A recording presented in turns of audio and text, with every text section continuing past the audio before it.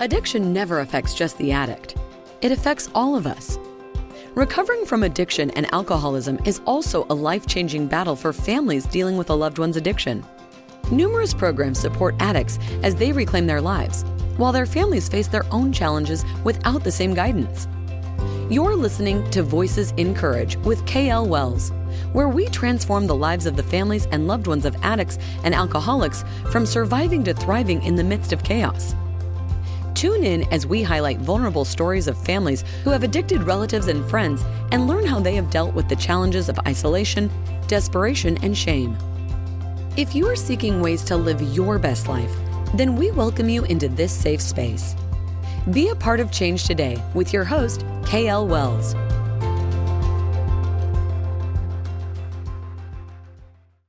Welcome to the Voices in Courage podcast with KL Wells, and I am super excited for our audience today to meet this bright, brilliant light in the world that I met a few weeks ago, Cerita Yvonne, and she is doing amazing, extraordinary work on so many fronts that I really do truly believe is kind of that arc that's going to shift so many people and therefore humanity and the planet. And she and I, as we talked, it felt like, oh my God, we're like, two little peas in a pod, different moms, but there's so much similarities in our stories and really who we are and our own little journeys. And so I'm thrilled to have my audience meet you today because it was such a joy for me to have the opportunity to spend some time with you. And so welcome. Thank you. I'm delighted to be here. I'm grateful for you and the support that you give and the community that you create and really giving people permission to be encouraged. So I'm excited. Absolutely. So a couple things I would say about Cerita is, childhood trauma, journey of her own. I love that she kind of declares healing as a lifestyle and is doing some amazing work with relationship trauma. And I think really anybody who's in the addiction space, wherever you are, whether you're a loved one or whether you're dealing with the disease itself, is really learning how to love ourselves and learning how to pick really good people that are in our circle that are going to support the best version of ourselves and the resiliency that it takes and really learning how to stand in our own power. Absolutely. And, as you talk about addiction, I think it's so important. I can only imagine the work that you've done in this space. For those of us on any kind of healing journey, I think it's so important to give compassion and understanding to ourselves and everyone else, because a lot of us are struggling with some form of addiction. Some is more acceptable by the culture and society. And I think a lot of us were all looking for connection, authenticity, and relief from pain. And so a lot of our challenges, I do believe, can be kind of resolved, or we can certainly lessen the impact when we show up authentically as who we are, or at least be encouraged to do so to the best of our ability and to allow ourselves to connect deeply with other human beings in the process. Amen, sister. And so if you would speak to, your journey as a child with a challenged mom and wow, I mean, we so connected on just this notion of picking a book off the library shelf and then becoming avid, voracious readers and learners and trying to kind of find our way out of our circumstances, so to speak, and really reinvent who we are probably so many times, honestly. Yes. I'm saying inside, yes. It's interesting you picked that word challenge mom, and I will go with that because I recognize, and I've learned a lot more as an adult more recently about her extensive trauma history, the things that she went through as a child that she could not even really verbalize or admit. The challenging aspect is that what you do not reveal, you can't heal. And so her trauma looked like for me as a child, emotionally unavailable, sometimes what looks like physical abuse, emotional invalidation, and really it looks like a covert narcissist where she was always the victim. Something was Mm, always wrong, and usually mhm, it was me. mhm. And I didn't realize this for probably until I became a therapist, exactly what was happening and the dynamics in that relationship. Yeah. And I had to do a lot of grieving in Mhm, order to acknowledge my own pain, which I had suppressed for a very long time, and to mhm, recognize that a lot of my challenges with unworthiness, my low self esteem in relationships that I tried to outwork, outdo, outlearn was a source of my relationship with her. Now, with mhm, that said, mhm, in no way do I want to blame her mhm. for my experiences. I do Right. feel that we all have to be accountable in some way, and I'm accountable for my healing. And Mhm. even though my goal is not to shame her or make her feel bad, as trauma survivors, our feelings and our experiences are valid. Yes, And so both absolutely. things can be true. And I think both things are true, Yes, yes, yes, yes, absolutely. Yes, and we can still love them. sometimes from a distance, but yes. Yes, absolutely. Absolutely true. At least, my kind of story is that over the decades, I kept elevating the story that I would tell. As I matured, as I did my healing work, so on and so forth, to the point where, I wholeheartedly forgave and embraced kind of the divine configuration of the gift of my mom and my dad and my brother and, all the characters that have played a role on my life stage. So, Absolutely. I think forgiveness is essential. And as we talk about healing, addiction, in any capacity, I think forgiveness is a process that for many survivors must happen over and over again. mhm, As we Because this has been my experience and I see this with my clients, the mhm, more you learn, the mhm, more you can recontextualize your experiences. mhm, The depth and the richness with which you see yourself when you understand yourself continuously evolves. mhm, And you will also probably become aware of some of your own patterns and how they showed up in relationships. And mhm, ultimately, you hurt yourself through these unconscious patterns. And mhm, so I think self forgiveness is a mandatory, it's a requirement on this healing journey. And mhm, even though well, let me, because I want to be very intentional with my words, I think it's important to recognize that we can forgive ourselves and forgive everyone else. And we can also hold them to this elevated standard, mhm, meaning we're still holding boundaries, we're mhm, having authentic conversations. As mhm. we change, the relationship dynamics must change as well. And we have to understand that not everyone is going to want to take that journey with us. And Right. therefore, we'll have to make a choice about how we want to respond to that. Yes, absolutely. I mean, that is such a big conversation in and of itself.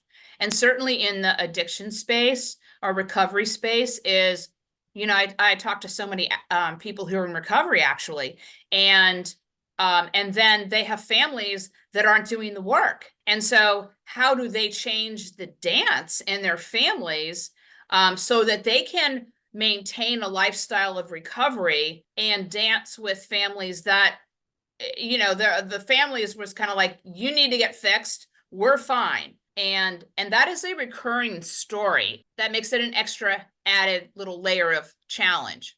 I love that. Oh, you said addiction recovery. And I love that because what I would like to offer Mm-hmm. is that we're all in recovery from something. And so Yeah.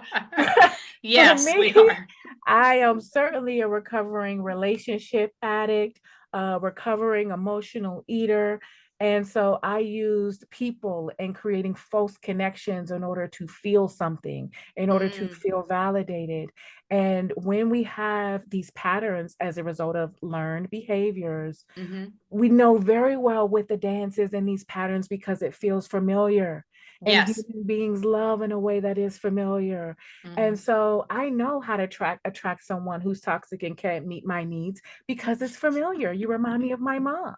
Mhm. We get to do it again. And it's called the hope for redemption or the compulsion to repeat. Mhm. And when we grow, when we change, when we're in recovery, there will Mhm. be people who they are triggered by our authenticity, by our willingness to change up the dance steps, and they don't know the pattern. Mhm. And we do have to be prepared for that from a place of self-love and self-care, because Right. that is real consideration. And Mhm. it doesn't mean that we've done something wrong or we're doing Mhm. it wrong. It just means we're absolutely doing it right. And it takes a lot of Mhm. courage to be able to Mhm. change the dance. Yes. Yeah. And was the opening for you in terms of understanding the patterns that you grew up with and the patterns that you created, was that really kind of unlocked when you went into your social work program? What's interesting, and this is why I've had such a complex relationship with my mom, is that she really nurtured the love of psychology for me. Mm. And even though she had her challenges, she really encouraged me to read. She encouraged me to ask questions. She encouraged me Mhm. to explore my spirituality when she wasn't being emotionally abusive. And so, um, which is very complex dynamics. And so I've always had this strong, not just desire, but ambition to seek. I was always in some kind of spiritual practice, spiritual school, buying books, reading, taking classes, a lot. Yeah. Yeah. And what I noticed, and it absolutely impacted my self-esteem, it was no matter how many affirmations I was doing, Hmm. no matter how many classes, things would just change a bit. Hmm. I was still seeing patterns. I still had this feeling that I didn't have a name for, an Hmm. emptiness, a void. Yeah. I learned later that that void was I was missing me. And Yes. so Oh, could you just say that again? I was missing me all this time. I thought I was looking for a soulmate or something, Hmm. but I was the soulmate that I was looking for. Hmm. And on Hmm. some levels, I knew it, but I just couldn't get there. I Hmm. remember for one New Year's when I was in my early 20s, I'm only 25 now, so it wasn't that long ago. Yeah, okay. And All I right. remember being with a spiritual group of people, and what we did was we prayed over these seeds and we planted them as a ritual, right, of Hmm. rebirthing ourselves. And I remember I prayed over these seeds, and the only thing I asked for was my voice, because Mm. I knew I'm getting emotional right now even Yeah. thinking about it, because Yeah. I knew that on somewhere, on some level, that I didn't have it, that it Hmm. was so close and yet so far away. Right. And the steps I was taking was getting me a little bit closer, but it Hmm. really wasn't until I understood trauma. Mm. School helped to unlock it a little bit, but Hmm. I chose for probably the last 7 years Mm. to, and it wasn't even intentional. Let me be honest with your audience. Okay. I want to look at the camera when I say this. It's like Great. I chose to visit my soul. No, you didn't. So what actually happened was Yeah. I wanted to work with women who were like me because I thought I understood, and I did understand. But what the process required of me was Yeah. for me to connect with my soul in a way that I had never done before, because you Hmm. cannot take anyone farther than where you have gone. And Exactly. so just this process of being hungry to understand and wanting to help others, it drove me, it pulled me more deeper into me. Hmm. And that was the real unfolding that took place. Yeah.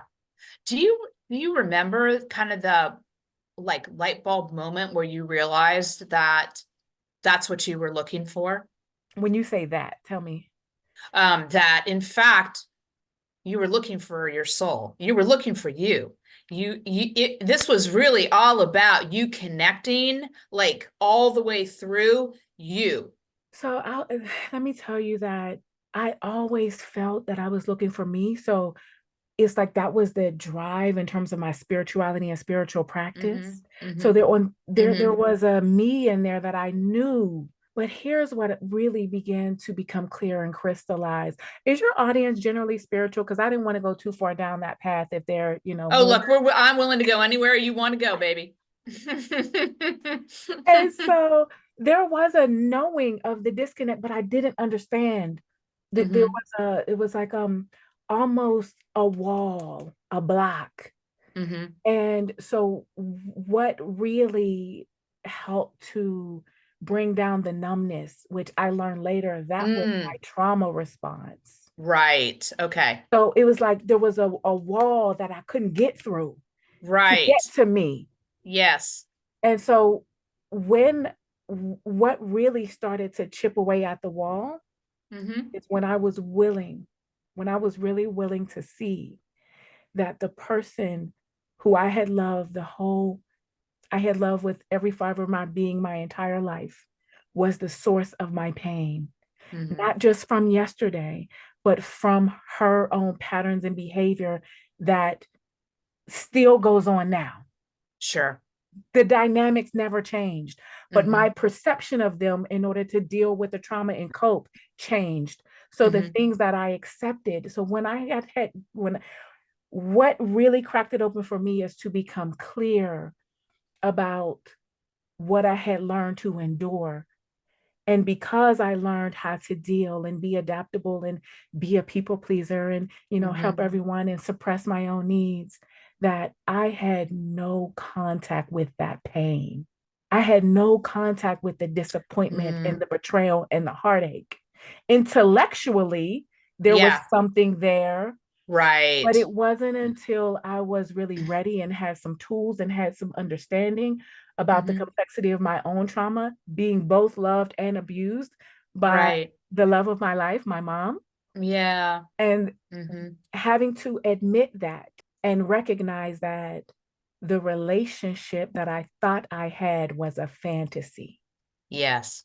And I looked at most of my relationships and they too were Mm-hmm. fantasy. Mm-hmm. Mm-hmm. Yes. Yeah. Yeah.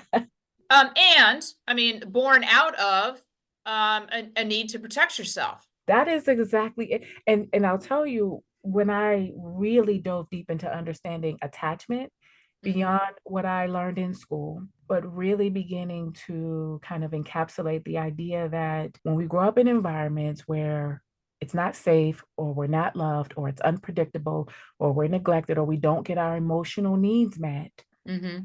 human beings, we all are driven to survive. Mm-hmm. So Yes. if your survival demands that you Mm-hmm. become inauthentic, Yes. that you learn how to bond with people who are hurting you, you Mm-hmm. will sacrifice yourself. It must happen. Mm-hmm. So the sacrifice was done probably before you even had words, before you could even remember. Mm-hmm. And that becomes a way of operating. And that was my story. Right. And, as you're saying that, what I'm thinking about is the journey of addiction is the same story. It's the same story. It is the same story. And one of my Mm-hmm. favorites, I know you're familiar with Gabor Mate. Oh, for sure. And I love, love, love him so very much Mm-hmm. because I think when we get to the root of really the human condition of understanding our Mm-hmm. defenses, our need to soothe our pain or avoid pain by any means necessary. Right. When we understand that and we understand ourselves and our drive, Mm-hmm. then we can, I think, better contextualize and bring compassion to any and all forms of addiction. Mm-hmm. Yeah. Well, I think that part of my journey over the last 7 years with Sam's addiction has been these very clear moments of cracking wide open and just continuing to crack wide open to allow me to feel the depths of despair and pain and suffering and all of the things and getting clear that when it feels like your life's falling apart or where I felt like my life was falling apart, it actually was falling together. Yes. Mm-hmm. And this is why I am grateful for what you do, because when a parent is faced with the challenges or the experience of having a child struggling with some form of addiction, it's a lot because naturally most parents want to save their children. They want to help. You know, they may feel some sort of guilt, or they may not understand.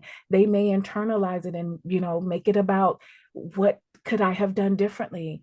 And I do think that when we can show up with hope and allow ourselves, as you mentioned, to be supported and to go through the process, because you said, you know, when it seems like things were falling apart, that hope, I think, can carry so many people in that phase where it can look like it's falling apart.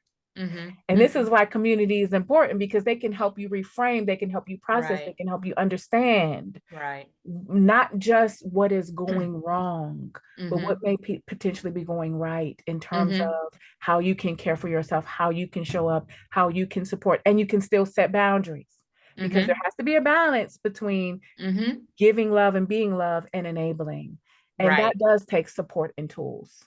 For sure. I mean, I generally think that we grew up in a culture that is about enabling. And so most of us really do have to learn how to love with boundaries, with clarity, and so we have to relearn how to be loving of ourselves first, and then what is truly loving another person. And I kind of there's so many things about that, but, you know, I really realized that, you know, my job was to love Sam through his journey. It wasn't to change his journey, because his journey was his journey. And to be able to hold the space where you're watching the suffering and the destruction and all the things that, you know, generally happen with addiction, and do it with an eye towards they're either going to pop out the other side at some point in a real space of recovery, or they're not. And to really honestly, to the best of your ability, be okay with whatever is. Thank you for that, because that is such an empowering perspective, a very clear and self-aware kind of position to take. And I think that for some, it can be inspiring, because there are some who will fear that somehow they're doing something wrong if they allow their child, spouse, friend to actually have this experience, even though it might be destructive for them. Right. And being able to separate oneself in terms of, you said, boundaries. So we do have to have all kinds of boundaries, emotional boundaries. We do have to respect other people's decision to, as adults, to live their life the way that they choose, even if it's not the life that we would have chosen for them. And when it comes to what you just explained in terms of allowing people to have their journey, I think that can apply and does apply to all relationships. Because I know I work with trauma survivors, and one of the biggest struggles, I know it was for me as well, was setting boundaries, was understanding where I ended and another person began. See, when we struggle with certain things like self-worth, we may unknowingly or unconsciously get our sense of worth and purpose by trying to help other people, which really, in some ways, maybe trying to control other people. And so we do have to check ourselves, because we could unconsciously or unintentionally enable, because we're really trying to fill our voids. We're trying to get something out of it. So creating that balance and respecting boundaries, our own boundaries and the boundaries of others, can actually be more supportive of someone on their healing journey versus trying to save and rescue them. Absolutely. And I have a larger, spiritual belief about all of this. And so I think that allows me to step into the space, certainly as the years have gone by, and my work for myself has been more a deeper and more pervasive, is I don't begin to know what his purpose for being on this planet is. So powerful. So who am I to try to interrupt, by imposing what I think is the truth, or what should happen in his journey? He's an adult at this point. He's almost 33. And so I don't begin to know. I mean, what I do know is I do lean into the question on a routine basis. What are the gifts and lessons embedded in this experience for me? And quite frankly, obviously, Voices in Courage would never have been born if it hadn't been for this journey with Sam. I mean, I'm sure the universe would have found another way to get at me. But you go through your kids to have your transformations brought up right before you, where you need to do your work. That for me, that has been the most powerful way, because my mom was an addict, my brother was an addict, I married an addict. Yes, I did work along the way, but nothing like the days I was brought to my knees with my son's addiction. That is so powerful, and it speaks a lot to how you have broken the cycle Mm-hmm. and how you are balanced in your perspective and not caught up in what we might call the ego, Mm-hmm. and being willing to be open to the grander, the larger picture, the spiritual Mm-hmm. aspect, which is why I think having a belief system can be extremely empowering for us as human Mm-hmm. beings. Mm-hmm. Yeah, Mm-hmm. puts it Mm-hmm. into perspective. Yeah. Well, it does for me. Yeah, And I don't prescribe for anybody else, what that should look like or sound like or any absolutely. of it. But I do believe personally that there's a larger energy, Yeah. universe, spirit that we all are a thread of. Yes. Mm-hmm.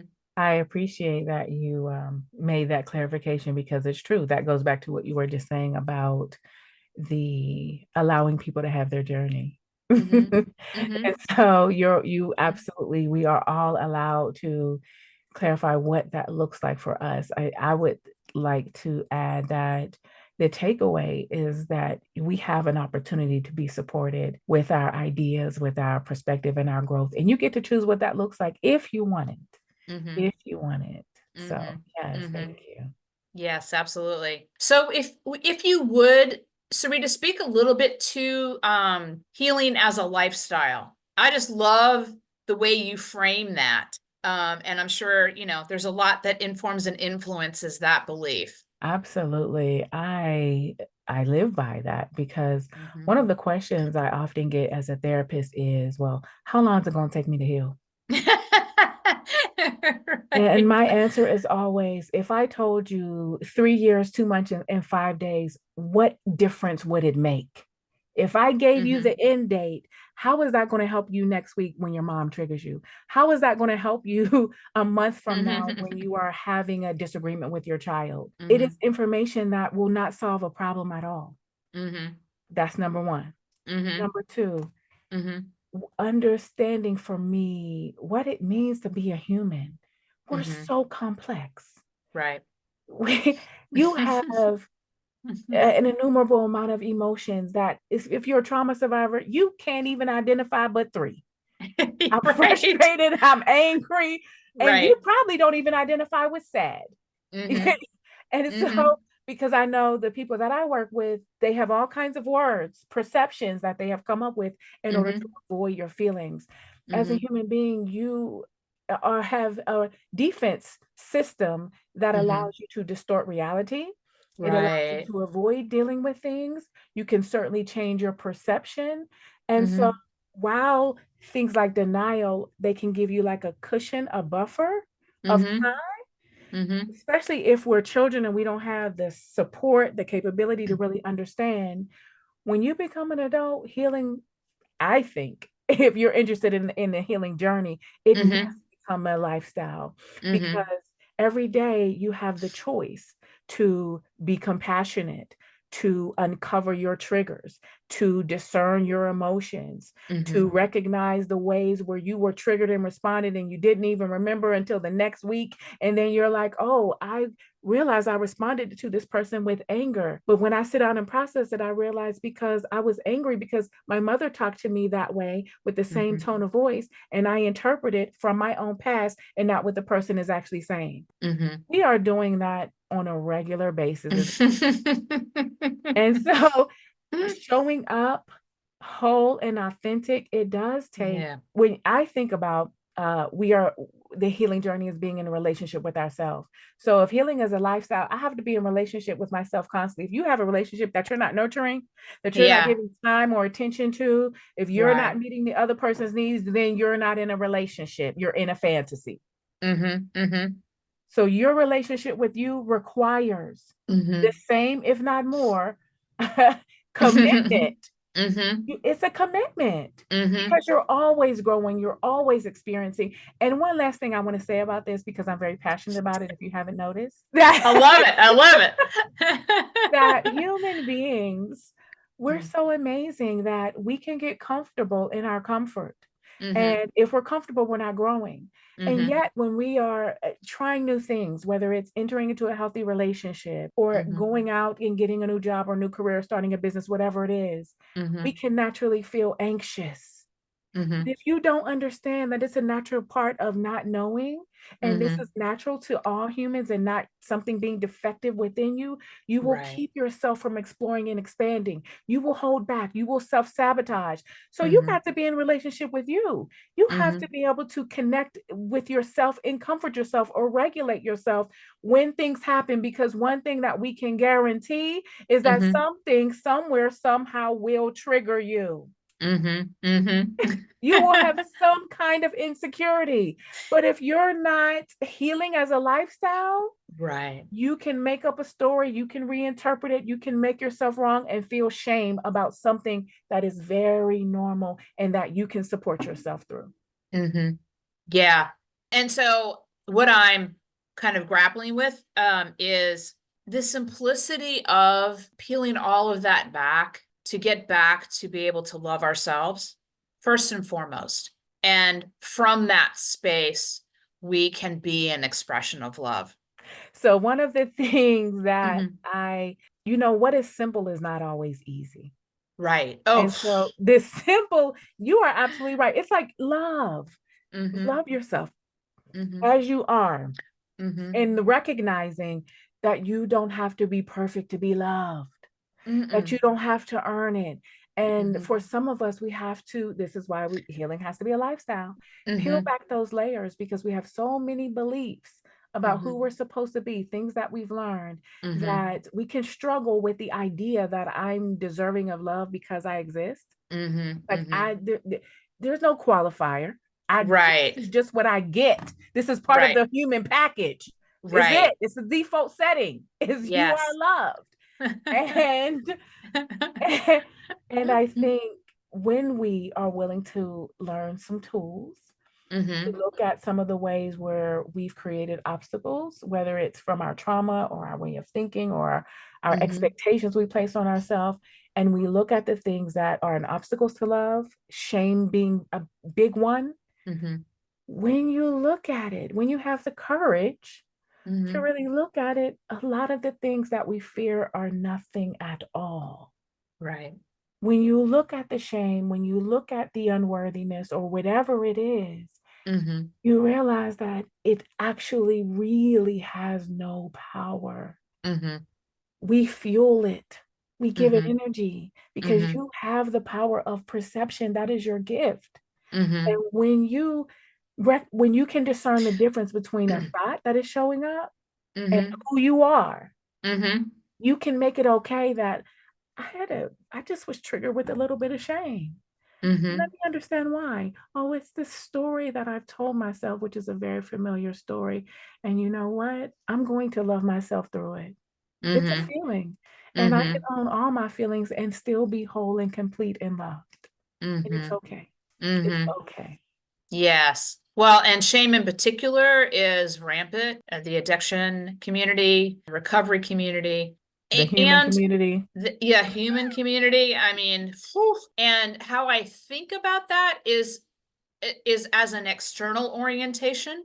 And really, for me, I'm saying this out loud, kind of to check with myself, is that loving ourselves unconditionally is an internal out orientation versus an external orientation. Shame comes from us thinking, judging ourselves about who we should be or who others think we should be, and so we're looking outside of ourselves to determine whether we are worthy or not.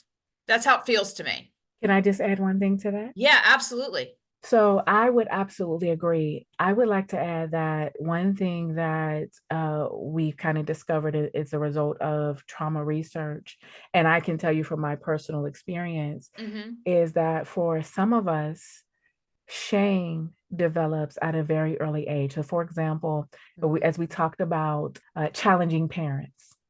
So, if in your family of origin or with your caretakers, so for example, you had your authentic emotions, you had your natural feelings, and if those feelings were judged or punished or criticized, the message that a human being can receive is that who I am at my core, my authenticity is broken. I'm bad because I'm processing everything I'm experiencing because when we're children, our external environment helps to dictate how we see ourselves. Yes. So if I am shamed for being who I am, then I can become shamed to the core.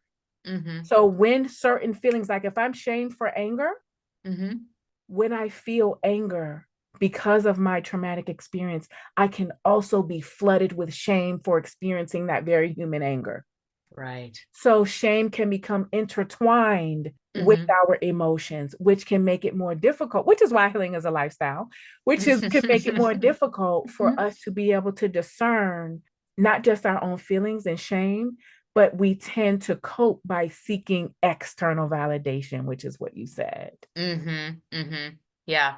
And because, in the recovery community, relapse is generally just part of the disease. It's a part of the process. I've only met 2 people in my lifetime that just stopped, quote, using, but then there's the work to do in order to unpack the patterns of behavior and thoughts and emotions to mature. But the vast majority of people try relapse. Sam's been going through this for 7 years now. He's in recovery right now. We just kind of, we'll see what happens. I mean, and every time there's a relapse, there is a depth of shame that goes with that relapse. Yes. That almost is self-perpetuating in the disease. Yes, very much. I'm sorry, I did not want to cut you off. Oh, no, it's totally fine. I would agree. And I mean, we see it. And I think when we as human beings, whether we have an addiction to a substance or Netflix, then we know that when we are disconnected from our authenticity, when we're disconnected from our values, from what we want in life and for our life, when we succumb to a trigger, because it is anyone who's experienced any kind of addiction, when you feel pressure or pain and you are seeking to avoid the pain, it can be very challenging to resist. And that can it does create a lot of shame. And the problem with shame is that you have regular old shame and then you have toxic shame. And toxic shame is not that I have done something bad, it is I am bad. So say that again, okay? Because I think that is a super huge distinction in terms of just naming it as toxic shame. Yes. So toxic shame, the difference between shame, which shame is a very natural human response that is meant to be protective because it's supposed to help keep you safe. Right. When that shame is connected or it becomes intertwined with the identity, it's not I've done something bad. It's I am bad. So shame becomes a part of how an individual sees themselves, which absolutely can contribute to any kind of spiral, including relapse. Because the shame, and let me just say this for trauma survivors, when we have these experiences or incidents where we have betrayed ourselves, I'm going to use that overarching word because that can show up in all kinds of ways. Sure. What happens is that experience becomes hooked onto that same original trauma. So in this example, I will say I'm unworthy. And so every time I relapse, make a mistake, do the thing I said I wasn't going to do, violate my own code of honor, then not only am I triggered in this moment, but I will naturally be flooded as a result of the trauma with all of the emotions connected to the events, which is why it can feel so overwhelming. Right. It feels very much like stacking it. It is. It is. And there, in terms of complex trauma, it's called an emotional flashback. And so you might not have a memory of where this intense shame is coming from. So that can be very confusing and disorienting. And so understanding that part of the process of healing and recovery is, we can almost guarantee that at some point, sometime, you will be flooded with that intense shame. And because that shame is connected to your identity, one can easily feel or believe that they are broken, that they are the problem, instead of the problem being the problem. Right. And so I'm imagining that quite a bit of your work is helping people kind of decouple from that. Absolutely. Absolutely. It impacts so much, especially the mask that we create. The Right. things that we think we want in this life. When we look at a lot of dysfunctional patterns, they are born out of our ability to cope with this intense shame. So whether it's addiction or whether it's I'm going to martyr myself and become a super people pleaser, the source is the same. The behavior just looks different. Right, right. So decoupling at the same time, helping people learn to be okay with revealing who they really are behind the mask. Be okay with. Sometimes, like, that's the first step. Like, we have to be okay with the fact that you about to get totally naked with you. We are about to take it all off, and you are safe. You will survive. Right. And yes, that is the process. And the thing is, and I tell all my clients this, that you have to go through it in order to get through it. And so many of us, and I know for me personally as well, we have so many strategies, so many ways, so many things that we do in order to avoid seeing ourselves, knowing ourselves, and understanding ourselves. And yet we go around in life, nobody sees me, nobody hears me, nobody understands me. Because you don't understand you. You don't speak from your truth and who you really are, because you don't know yourself. And what I tell my clients is that I promise you, if you're willing to go through it, you will receive the gifts that have been waiting for you on the other side. Because when you lock you away, you're also locking your talents, your creativity, your purpose, your ability to solve your own problems, to have the clarity, to have the courage to show up in this life. It's already in you. But if you allow yourself to stay trapped by fear, that's how you will run your life. Your relationships will be built on fear. The things you are choosing to explore in this life will be built on fear. That will become the false idol that will direct your life. But if you are willing to meet you, I promise you, you will find everything that you thought you were looking for. I'm very passionate about this. Oh gosh, I love your passion. Because there's a clarity that comes from your own life's journey. You know this thing. Oh, I know. Yes. And you also know that all of this is the key to unlock who we truly, really are, and love ourselves, be free from the masks, the trappings, the fear, all the crap, so that we can live a genuinely authentic life and love being alive. I could not have imagined this will be the Cerita that I am right now. I could not have planned for this.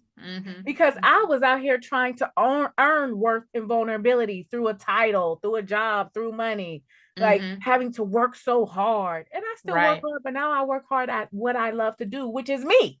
And everyone else gets the benefit. I didn't learn all this just so I can help people. No, I did it for me. But everyone else gets to enjoy it. And I love that. I love it. Yes. You have because some of us talk about peace. We say we want peace, we want to enjoy peace, but Mm-hmm. we don't know how to let ourselves have it. And authenticity can be the road to that Mm-hmm. peace that you desire so deeply. Mm-hmm. Mm-hmm. Yeah, and I mean, what I would say is in a lot of the work that I do with executives, it's really giving them permission to put the mask aside. Mm. And because I mean, we've talked about this is, we kind of learned or heard the story basically that success looks like that, or it looks like that, or it looks like that. Well, that didn't look like me. And so, okay, well, I'll go try and do that thing that looks like success because that's what I've told, is what we're supposed to do. And then hopefully eventually you kind of hit this point in your generally 40s, maybe Mm. sometimes 50s, maybe never, where you realize that the story you bought really is absolutely a lie. And then it's like, oh, okay, now what do I do with this? And so creating a safe place for people to disengage from the lies, to get back to the truth of who they really are and be an expression of who they really truly are, which will get them quantum results and success compared to the rest of it.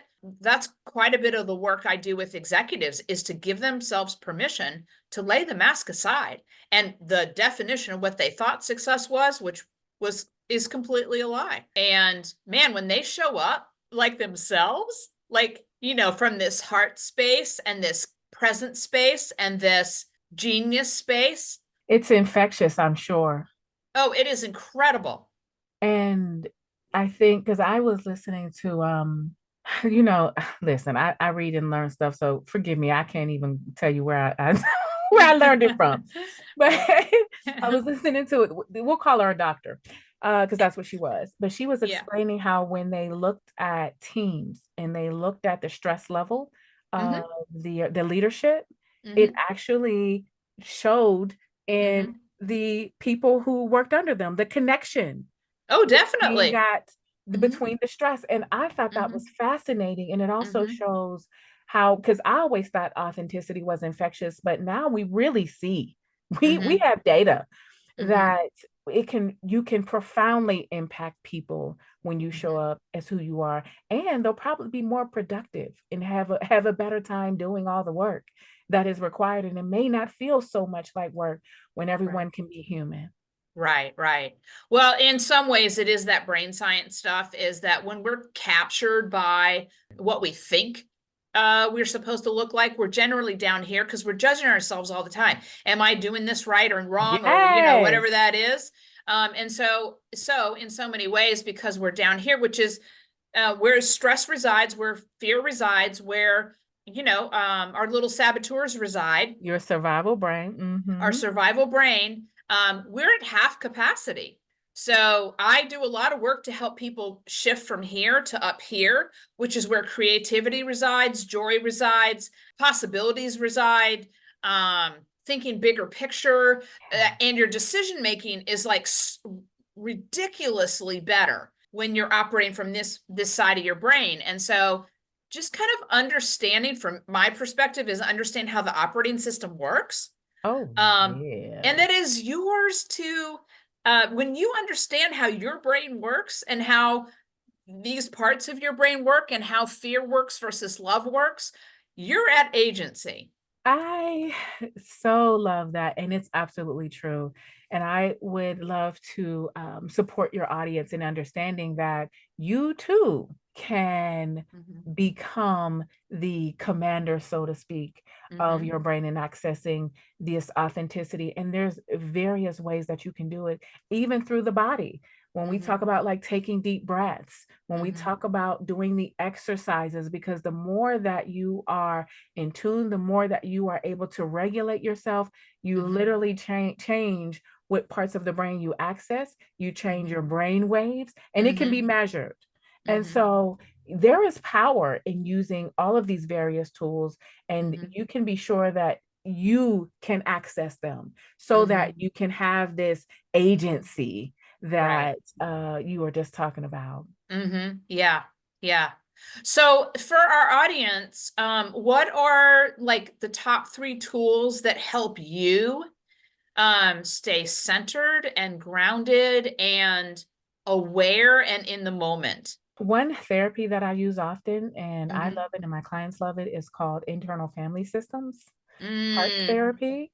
yes. So understanding that you have multiple personalities Mm-hmm. and that you have different parts of you that may have different motivations, different Mm-hmm. beliefs. And Mm-hmm. so you might find that you can be very excited and hopeful one minute and then feeling despair when you're triggered the next. How could this be? Well, Mm-hmm. you are human. Mm-hmm. Yeah, And yeah. understanding that you can activate different aspects of you, different beliefs that can show up. And so when you have this kind of perspective, which is why I love it, Mm-hmm. is there's also a recognition that you have a true essence. And this is the Mm-hmm. therapy Mm-hmm. scientifically backed that you Yeah. are more than just the thoughts that you think and the beliefs that you have. And the more Yes. you lead with your higher self or your authentic Mm-hmm. self or yourself Mm-hmm. with the capital S, you get to label whatever works for you. The more you understand that you can create distance and be more objective when some of these triggers happen, because as I said Mm-hmm. before, they will. Mm-hmm. Mm-hmm. And that can keep you grounded. I'm also a hypnotherapist. Mm-hmm. So I, of course, use a lot of progressive muscle relaxation, uh, Mm. body scans. So being able to self-regulate Mm-hmm. by using the body. So like kind Yeah. of like bottom up processing where the more that you breathe and focus your body, and really with a body scan, it's so simple. You just scan, like you see a scanner, like in the grocery store, you Mm-hmm. just scan down throughout your body, and any Mm-hmm. tension you notice, you simply can relax. That's the power that you have. Right. And so when you are in a relaxed body, you are smarter, you are faster, and you are stronger. Because Mm-hmm. now, when you're stressed, your prefrontal cortex offline, decision Mm-hmm. making, planning, executive functioning, there's a threat. Mm-hmm. So if you're Mm-hmm. operating from that space, you're going to lose a lot of your capacity. Mm-hmm. Um, I would also say for the third one, journaling is a good process that everyone can Mm-hmm. have access to, Mm-hmm. because you have a safe space Mm-hmm. to decompress, to Mm-hmm. process, where you might feel you can create some sacred energy to kind Mm-hmm. of be able to see your thoughts or see what the pattern is, and be able Mm-hmm. to ask yourself questions that might be easier when you're writing. For example, what is this feeling? What is this thought? What do I Mm-hmm. need? What am I afraid of? And Yeah. it can provide you with tremendous insight. Mm-hmm. Yeah. Well, I know some of my writings through the years, these things showed up on paper that I didn't even know were inside of me. I was like, whoa, okay. Where'd you come from? Uh, which was just illuminating and mysterious and Yes. wow, yes. There's so many things around that. So, oh, wow. Okay. So we can go in a million different directions, but we're kind of close to the time here, Mhm. and I want to be respectful of that for you. So, what's a question I haven't asked you that I would serve our audience really well to be asked? I think it would be helpful for us to close out with a brief discussion on self compassion. Mm, okay. And so I also welcome your thoughts on this as well. Mm-hmm. As we are on, whether it's a healing journey or just this lifestyle of healing or just being a human, it is helpful, it is empowering, and I think it can be life changing for you to simply practice being kind to yourself. One of the things that I've learned since I've become a parent, I have a 6-year old, Mm-hmm. is that I found that I would be triggered with anger. Mm-hmm. There will be parts of me who would show up and attempt to parent my child in the same way I was parented, but that's non negotiable. We cannot do that. Right. And so part of my parenting practice is also self compassion, and also recognizing that everyone deserves it too. They deserve boundaries, Mm-hmm. but they deserve. And one thing I had to realize with my child first is that I presume her innocence. Oh, wow. That is my foundation with her, Wow. because my trauma will have me declaring her as being disrespectful, fill in the blank. Right, right, right, So right. I had to make a, and I consciously do my best to make a choice to presume her innocence and also presume my own. Mm. And then from that space, have conversation and communication. From that space, I can validate my emotions because I am angry and I don't want to lie about it, but I Right. also have the choice in how I express it. Right. Be kind with yourself and treat yourself the way you would a friend that you love. Yeah. Yeah.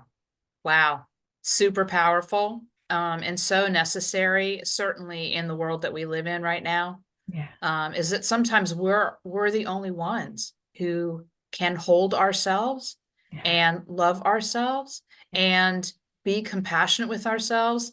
And if you are the only one at this point, please, please, please, find one person that will be compassionate with you and will listen to you and will hear you and will drop the judgment, because I do think it's that next step in that direction that continues, one step towards the light of healing. Yeah.